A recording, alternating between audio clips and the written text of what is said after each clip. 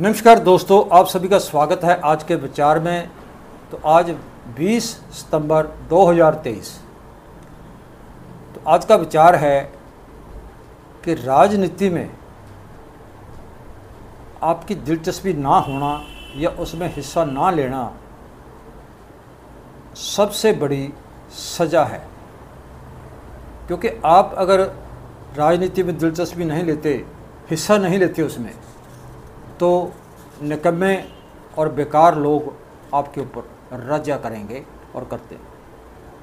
तो ये था आज का विचार। और अब बात करते हैं आज के विशेष दिनों के बारे में। तो 20 सितंबर 1388 में दिल्ली के शासक फिरोज शाह तुगलक का देहांत हुआ। 20 सितंबर 1569 को मुग़ल बादशाह जहांगीर का देहांत हुआ। 20 सितंबर 1857 को मुग़ल बादशाह शाह जफ़र ने अंग्रेज़ों के आगे आत्मसमर्पण कर दिया, अपने हथियार फेंक दिए और मुग़ल राज का जो अंत हो गया। 20 सितंबर 1919 को होम रूल लीग की संस्थापक एनी बेसेंट का देहांत हुआ। 20 सितंबर 1942 को वीरांगना क्रांतिकारी कनकलता बरुआ को भारत छोड़ो आंदोलन समय असम के क्षेत्र जो है वहाँ पे बोरंगवाड़ी में तिरंगा झंडा फहराने के कारण अंग्रेज पुलिस की ओर से गोलियां मार करके उनको शहीद कर दिया गया। 20 सितंबर 1945 को साइंसदानों ने पहली बार बताया कि जो मनुष्य का डीएनए है उसके अंदर जो उसके पूर्वजों के खानदानी लक्षण हैं वो होते हैं। तो ये था आज के विशेष दिनों के बारे में जानकारी। तो दोस्तों अब बात करते हैं सिब्बल रिपोर्ट क्या है। तो सिब्बल का जो पूरा जो नाम है, जो उसका पूरा रूप है, वो है credit information bureau India limited है। तो सिब्बल का जो काम ये है कि ये सभी क्रेडिट मतलब उधार देने वाली कंपनियों की जो क्रेडिट जानकारी है वो इकट्ठी करती है। तो उसके बाद उस जानकारी को अलग अलग श्रेणियों के अनुसार सही तरीके के साथ उसको समूह करने और उसको सही तरीके के साथ दिखाने में ये मदद करता है। तो इतने ही नहीं, इन्होंने सभी रिपोर्टों वो है जो रिपोर्ट है उसको कर्जा देने वाली कंपनियों तक पहुंचाना भी उनका काम है। तो सिब्बल का मालिक जो है बहुत सारे बैंक वित्तीय संस्थाएं सिब्बल के साथ जुड़े हुए हैं। यानी कि बहुत सारे लोगों ने सिब्बल में जो इक्विटी हासिल की हुई है, जैसे कि State Bank of India, Housing Development Finance Corporation Limited, Dun और Bradstreet Information Service India Private Limited और ट्रांस यूनियन इंटरनेशनल। तो इन सब की सिब्बल के अंदर भागीदारी है। अलग अलग अनुपात हैं इनकी भागीदारी में अलग अलग अनुपात हैं इनके। तो इनके अलग अलग जो अनुपात वो इस तरह हैं, जैसे कि किसी के 40-40 हैं, किसी के 10-10 हैं, इस तरह के अलग अलग है, किसी के 5-5 है, किसी के कितने हैं। तो वो उसमें उसकी भागीदारी है। और जैसे जैसे और बैंक या वित्तीय संस्थाएं इसमें शामिल की गई तो उनके जो शेयर होल्डिंग है का अनुपात भी उसी अनुसार बदल जाता है अगर किसी और को शामिल किया जाता है तो इस कारण कोई एक व्यक्ति या एक संस्था इसकी मालिक नहीं है। सिब्बल की एक व्यक्ति या एक संस्था मालिक नहीं है सिब्बल की। तो Sibal credit information companies act 2005 के तहत जो है वो भारतीय रिजर्व बैंक की ओर से नियंत्रित है। तो बहुत से बैंक और वित्तीय संस्थाएं जो है और कंपनियां के लिए बहुत से ये काम करता है, जैसे क्रेडिट रिपोर्ट तैयार करना, क्रेडिट स्कोर बनाना, क्रेडिट रैंक देना इत्यादि बहुत सारे ऐसे काम हैं जो ये करता है।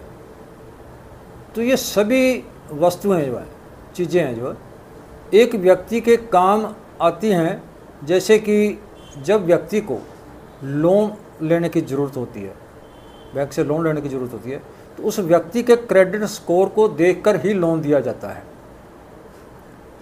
तो सिब्बल का काम ये है कि ये एक बहुत सारे बैंकों और वित्तीय संस्थाओं से अपने ग्राहकों की जो जानकारी है वो मंगाता है, और उस जानकारी में बहुत सी चीज़ें जो आती हैं, जैसे कि व्यक्ति के बकाया जो है कर्जे का भुगतान, व्यक्ति का दोबारा जो भुगतान रिकॉर्ड, क्रेडिट जो है कार्ड के लिए अर्जी देना जैसी जानकारियाँ जो है उसमें शामिल होती है इत्यादि बैंक।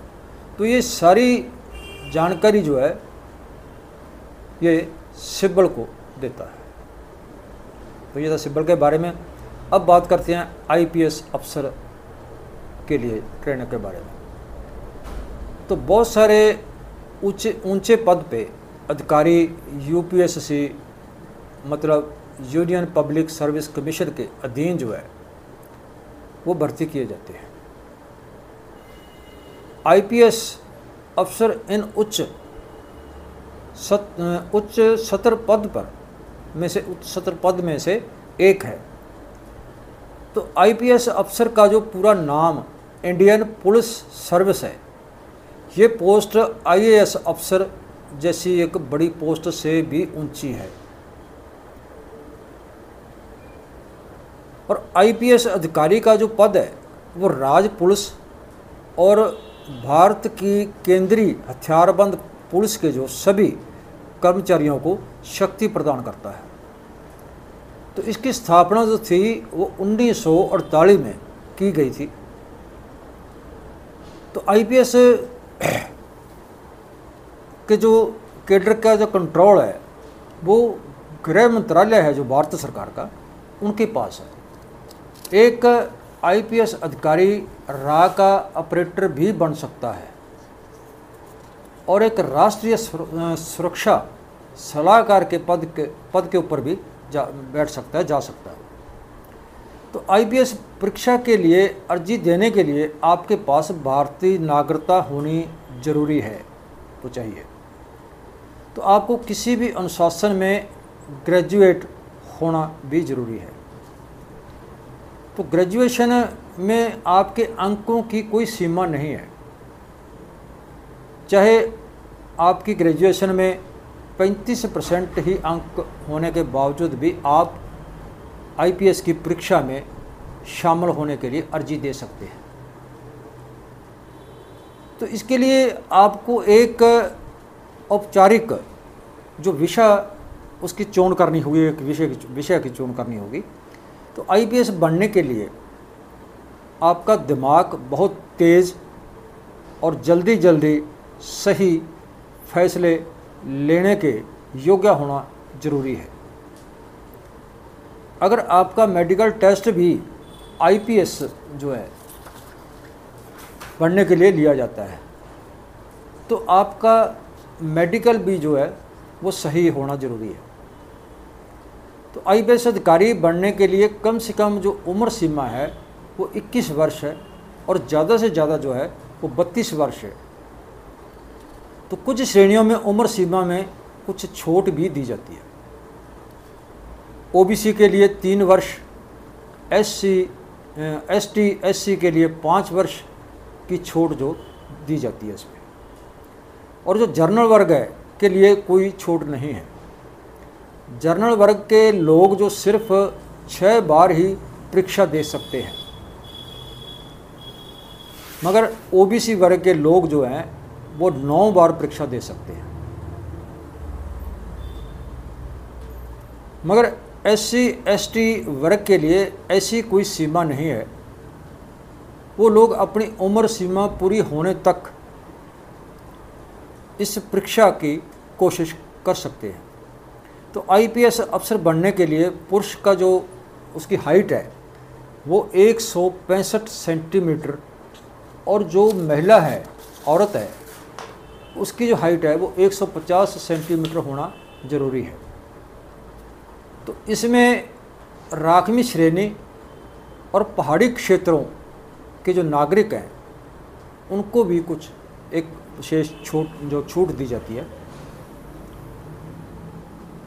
तो 2 मामलों में आपको 5 सेंटीमीटर की छूट मिल सकती है।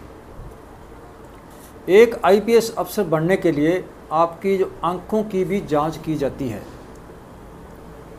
इसलिए आपकी नज़र एक सेहतमंद आँख के लिए 6/6 या 6/9 और कमज़ोर आँख के लिए 6/12 या 6/9 होनी चाहिए।